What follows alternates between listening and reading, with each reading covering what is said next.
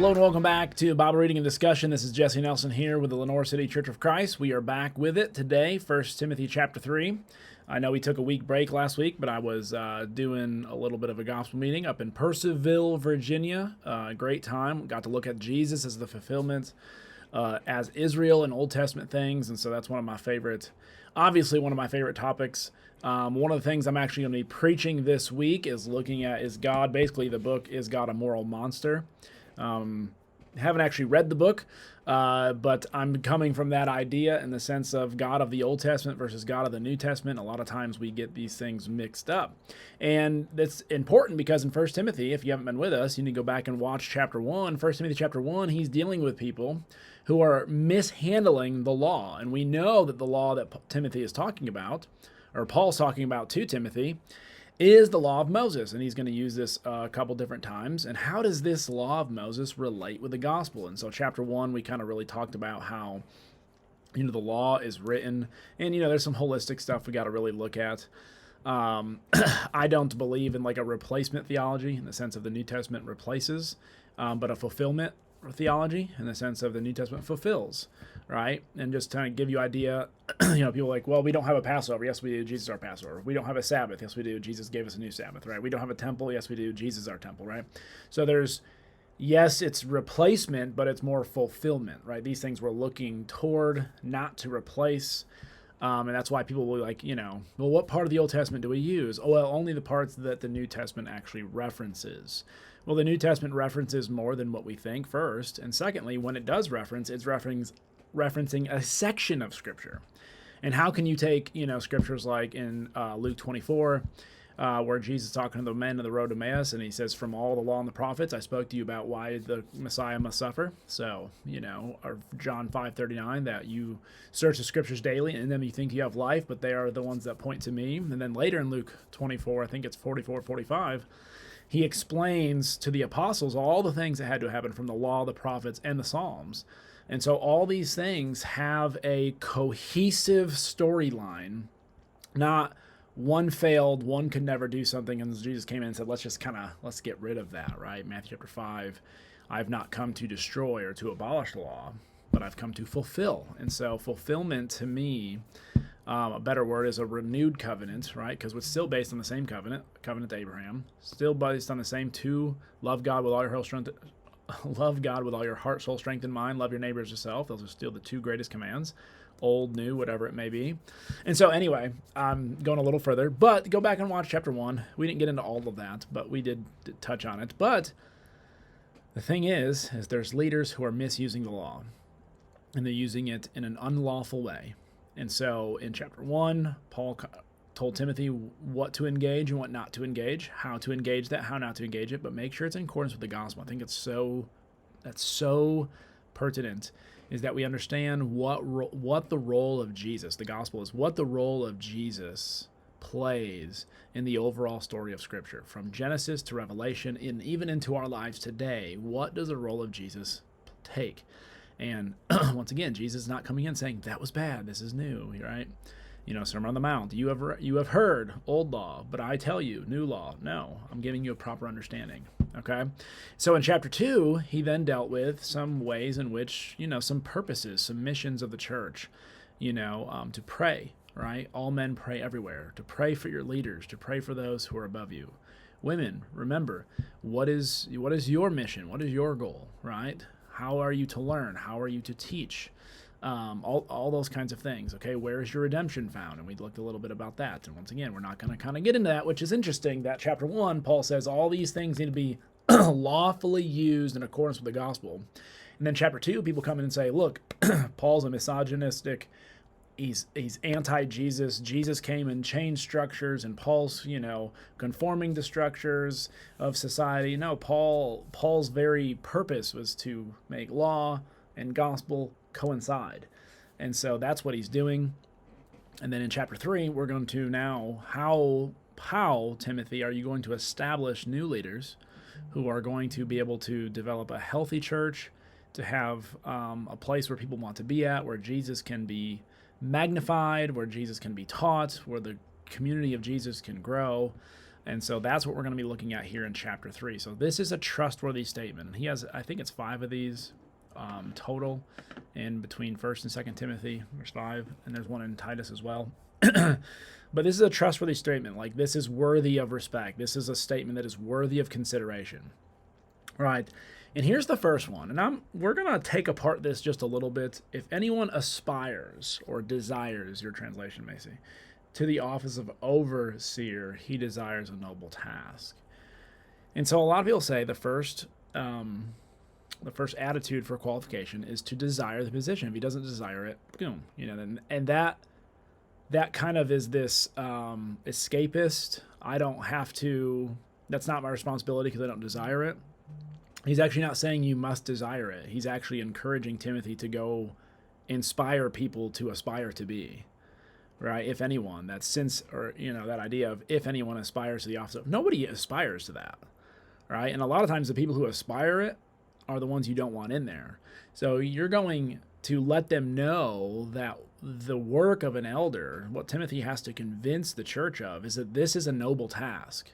It's worthy to be desired. Go build the desire in them. And most of the time, if you've ever heard like Elon Musk not Elon Musk, but the guy over Apple, just lost his name. It'll come to me. One of the things he talks about with leadership is the fact that most leaders, the best leaders, are ones who never desired the position, but they know that without them, nothing will get done, and you'd have incapable leaders in place. So sometimes its desire comes out of necessity, that this is a noble task. The church needs this. And so if you saw, like especially in Ephesus, you saw a bunch of people who are trying to lead the sheep astray, and that these ideas have been adopted and influenced in their culture, and that the Jesus movement is kind of getting shifted back into, unnecessary arguments and genealogies and all those things. What would you do? Would you be a part of that? And so this is a noble task for us to get involved in. So it says, therefore, an overseer must be above reproach, right? Must be above reproach. And this is the concept, this idea of reproach, is the fact that when something happens, or if something happens, this person's name is not on the list, right? You always had that brother, right? If something went missing, it was this brother. And then every now and then it'd be the brother nobody would expect. And everyone's like, well, nobody would have suspected you because you are not this kind of person. So we're talking about a person's character, not perfection, but a quality of a person that they're not, if teenagers are listening, they'll understand. They're not right? Suspect. If you've played Among Us. They're people who don't, it's not that they're perfect, right? They don't come to mind. So the husband of one wife, the Greek literally says a one-woman man, a person who's faithful. We're looking at the idea of faithfulness. We're looking at a person who, when they are married to a woman, that he is completely devoted to her. He's not committing adultery on her, all those kinds of things. All right. Sober-minded, which will come in with alcohol, but alcohol is not, I don't know why we always just jump straight to sober-minded when it comes to alcohol. There's a lot of things that can cause us to not be clear-headed, okay? And we're not just talking about substances. We're talking about someone who's right in the head. And and that comes, this is kind of something that needs to be talked about with elders when it comes to age, when they stop thinking clearly, or they start coming down with, maybe some autism, Alzheimer's disease. They need to maybe step down. They need to, when they're no longer thinking clearly and they can't make good, wise decisions. The church needs people who are with it and functioning. And so age can be a part of this. Even though they're aged, there's a cap in the sense of this idea of sober-mindedness. Or if they're consumed with other things in life, right? If they're so consumed with other things in life, how can they be sober-minded? Or if they're constantly drinking or substance, once again, I'm getting back to that, can they do this task? And they cannot. So self-controlled, somebody who can bring themselves and has a sense of self-control. So, when things start getting heated or hot, there are people who know who they are. They have a self-center about themselves. They don't get overly worked up too quickly. And that's a difficult one because we live in a world, in this me culture, in this you push me, I push harder, right? You hurt me, I have the right to hurt you. And so this person definitely has to be a counterculture kind of individual, a self-controlled, respectable, right? People can respect this person with the things that they do and the things that they say, the way they live their lives. They're not hypocrites. They're not, people who are saying one thing and doing another. And when they do speak, it's something worthy to listen to. And that's one of the reasons why I love the elders here at the Lenore City Church of Christ, Joe and Don Brown and Joe McCameron, that when they speak, people listen. And when Joe gets up, especially when he teaches or preaches, it's one of those things, even as a preacher, it's humbling. I just love the fact that I can sit at his feet and still learn. And Don Brown, though he doesn't like to get up publicly and preach and teach in the same ways, he's literally teaching me every time I'm with him, the way I see his life and all the things that he does and his character. They're respectable to me. They're people who I want to serve under. And it's an amazing place to be. So hospitable. And, this is the idea of opening up your home, and not necessarily your home, but your life, right? You open up your life to people. You're a welcoming person. You invite people into your life, and and they feel welcome with you. And, that's a good idea. And that's, for if you're going to lead a church, you need to have people who know that you care. And that not just that you care that I'm praying for you, but that you care and you're willing to give up time and resources and energy in your home and all those kinds of things to have people be a part of your life. Able to teach, or apt to teach, that kind of thing. And this gets so misconstrued. People talk about the idea that they need to be publicly teaching. They need to teach at least this many classes. And where is you don't find that here. You're making stuff up. Able to teach. And what are they able to teach? What are we looking at for them to teach? And it doesn't have to be public teaching, because that's what Timothy was doing. Why would Paul tell Timothy to come in and he's going to be the one being instructed at the end of the letter to do the public teaching and to do the public preaching, and then to tell the elders, to be doing it as well? And it's not that you can't have other people doing it as well, I'm saying, but what is the able to teach? What are you teaching? Teaching the gospel, right? You're able to correct people. You're able to teach people and guide people through life. You're able to give counsel, right? There's so much more to this word teach. It's the idea of instruction, able to give instruction. And we need that just as much, if not more, than someone who can get up and, put together a sermon or a Bible class. We need someone who's able to step into someone's life while they're being hospitable, right, and entering into people's lives and able to instruct them and help them along the way of this Jesus life that we are trying to live.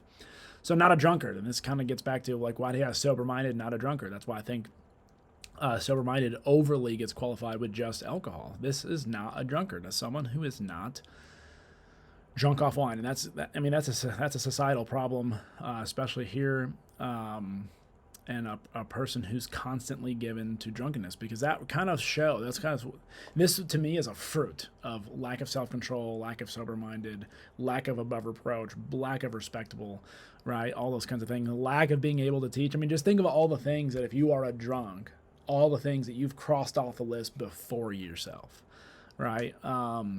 You're trying to help someone in their alcohol while they know you're drinking an alcohol. It's just, so there's a lot of stuff we got to look at. Not violent, and there's another one, right? Not violent but gentle. That gets rid of the above reproach. That gets rid of the sober-minded. That gets rid of the idea of being self-controlled. You're not very hospitable if you're violent, but gentle, right? A person who, even when challenged, even when they're put in a tough situation, they are gentle about it. They go about it with a gentle hand, not quarrelsome.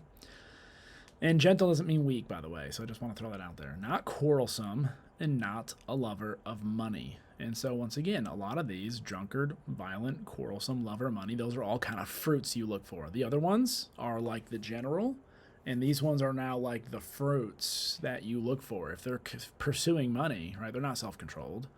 Right, that's not respectable. They're probably not going to be hospitable, or maybe with the leftovers, but not, with what they have. So he must manage his own household well, with all diligently keeping his children submissive.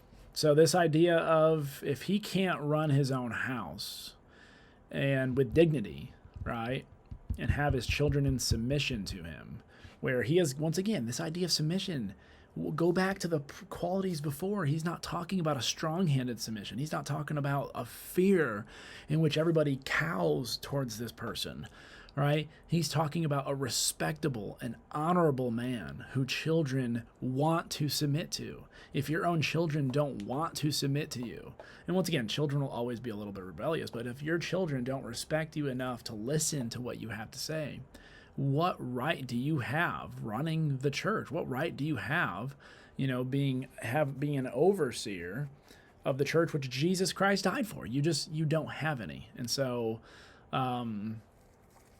that's, once again, it's a fruit. For if someone does not know how to manage their own household, how will he care for God's church? He must not be a recent convert. And that's kind of this idea of, he may not be young, he's not a novice, because you're still growing in your faith. And what I've come to realize is, when I was young, even when I was a preacher, I started off in ministry at 19, 20 years old. I knew nothing. I knew a lot more Bible than a lot of people, but I knew nothing about life, right? I knew nothing about application. I knew nothing about what it really looks like to put all these things that I know into practice. And so we're not hitting on novices. It's just the fact that the advice that a novice is going to give is definitely different advice than someone who's been through the thick of it, okay, and come out on top. And, they're going to be patient, right? Patience is not a thing a novice person just knows. It's something they know, but they don't know how to communicate that. They don't know that that's the advice that's needed in the moment. I'll tell you right now, I gave a lot of bad counsel as a young minister. I probably still do. That's why I'm not an elder. That's why I'm not an overseer. The fact of the matter is, it just needs someone who's lived life. Like, you just got to let this ride. You don't understand this now, but you will see God working in this. And a novice just has not seen that yet. And so it's not healthy for a church. And that's where some bad things come in. And unfortunately, some people stay novices for 30 years, right? It's like their recent converts because they haven't had their senses trained or applied. Said, or he may become puffed up with conceit and fall into condemnation of the devil. And there's another one. Hey, you're a new convert. Now you're in a leadership position. I must be something, right? You're nothing. And a wise person knows that, because going back to the beginning, desiring this position is a noble thing. It's not a desire in the sense of, I'm happy, I'm joyful, I want to. You realize there's nobility to it. And when you look at that word nobility, and you think about going back to the time of the knights, right? These noble knights, and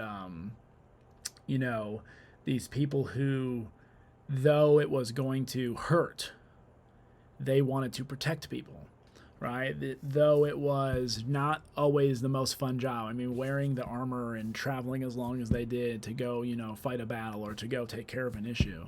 It wasn't something that they wanted to do, but it was a noble thing they desired. They desired the noble thing to do. And so that's where I really think this idea comes into play. So the condemnation of the devil, something about the devil's fall was part of his pride and thinking he was something when he was nothing. He was a created being just like everybody else, and no more special, than God lets him know. So anyway, moreover, he must be well thought of by outsiders. So this is not just, it's one thing to gain respect inside the church building, okay?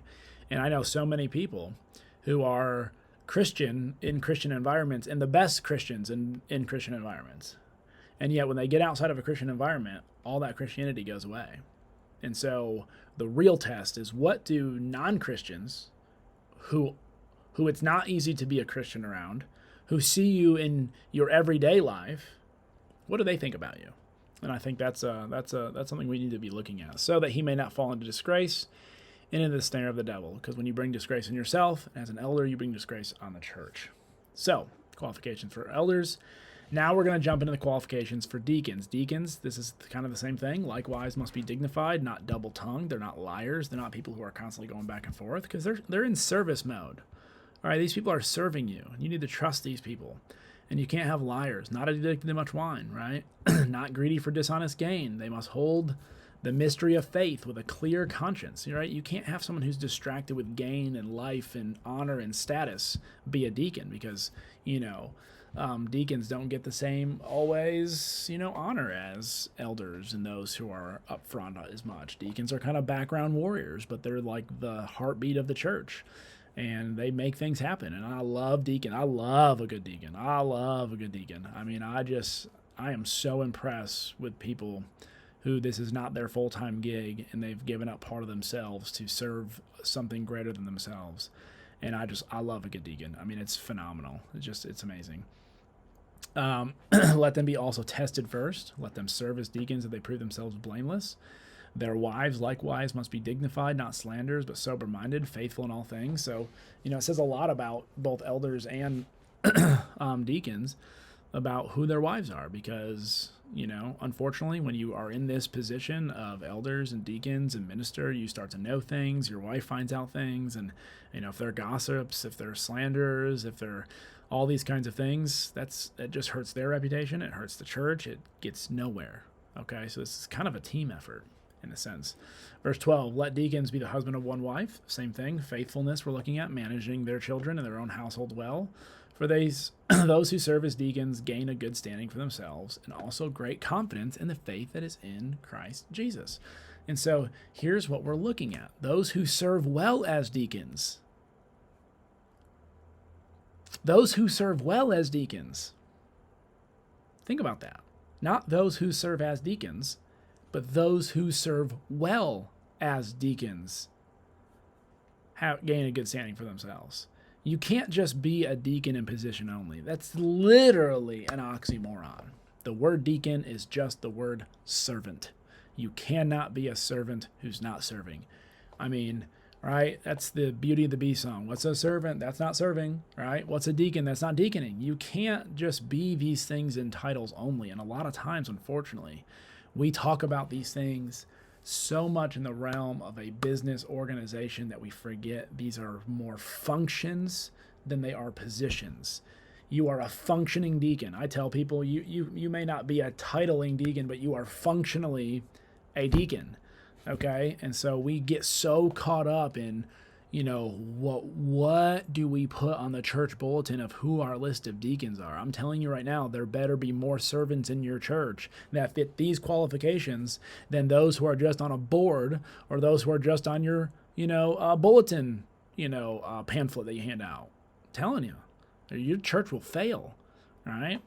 So, verse 14, we're coming to an end. I hope to come to you soon. All right? Paul wants to come.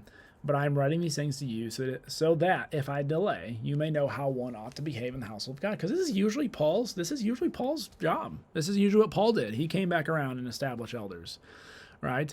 And he already did establish elders here. So the elders in Acts chapter 20, what's going on with them, right? He knew there was wolves in sheep's clothing. I mean, go read Acts chapter 20 when he's talking to the elders in Ephesus. He warned them that this kind of thing would happen. And so Timothy's coming in to correct some of those things. Which is the church of the living God. All right. If I delay, you may know how one ought to behave in the household of God. This, for me, becomes an instruction for every church now. All right. In the household of God, this is how you ought to operate. These are the kind of leaders you need. These are the kind of things that need to be going on. Here's the things you need to not be concerned about. Here's how you need to use the law. Here's how you need to use the gospel. Right. The gospel needs to be the pillar of truth. And watch, he says, which is the church of the living God, a pillar and buttress of truth. Like if it's not found in us and in Christians, and if we're not emphasizing the things of Jesus and his teachings and his methods and his, all of his life, then who will be? Great indeed, we confess, is the mystery of godliness. He was manifested in the flesh, vindicated by the Spirit, seen by angels, proclaimed among the nations, believed on in the world, and taken up in glory. There is the death, burial, and resurrection of Jesus Christ. Actually, the incarnation, death, burial, resurrection, and the ascension of Jesus our Lord. And it's all because of what he's done that we can even be something, that we can even have something that is worthy to propagate in the world, to grow in the world, and to let loose in the world so that Jesus' seed and his truth may be manifest. That's all we got today. Next time we'll get to chapter 4. And I love you. Hope you have a great day. God bless.